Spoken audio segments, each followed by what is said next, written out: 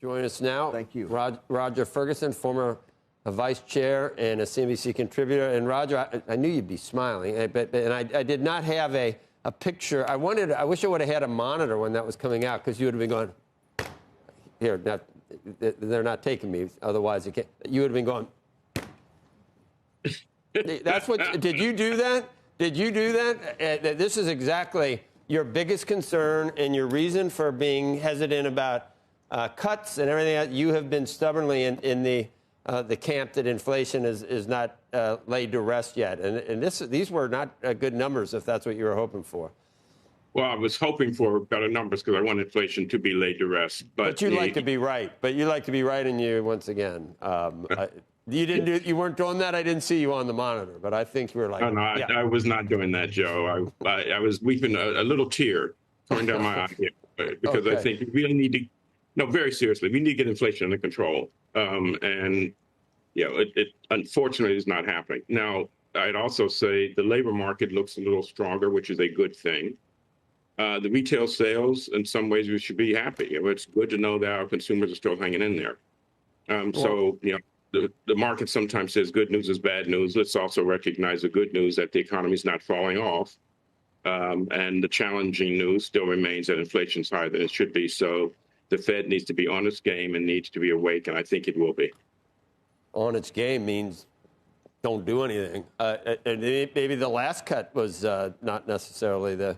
A lot of people said it at the time. I would not have done one more. But what you just described, stubborn inflation and an improving labor market, that's not cut worthy. That's not asking for more easing at all. It's asking for the opposite. Look, I agree. And on the last cut, the minutes showed it was really a close run thing. Using Fed language, there are a number of people who went along who maybe would have been equally comfortable not moving at the last time. But that's in the rearview mirror. I wouldn't say it was in any way a disaster whatsoever. I think the Fed is very well positioned, and they've been quite clear that they're going to wait and see the data come in. They're not going to be pushed around by external forces. And I think the market and the Fed now are probably going to be pretty aligned that January at least is a wait and see meeting, and then let the data tell us what happens after. Well, Roger, if you care about affordability, and if you are of the opinion that wages need to keep up with inflation, and inflation is hotter than you thought, Fed independence is absolutely essential here, because the last thing you'd want to do is be pressured to cut rates if inflation is going to be the problem. Joe, as always, you and I are totally aligned. Fed independence is absolutely critical here.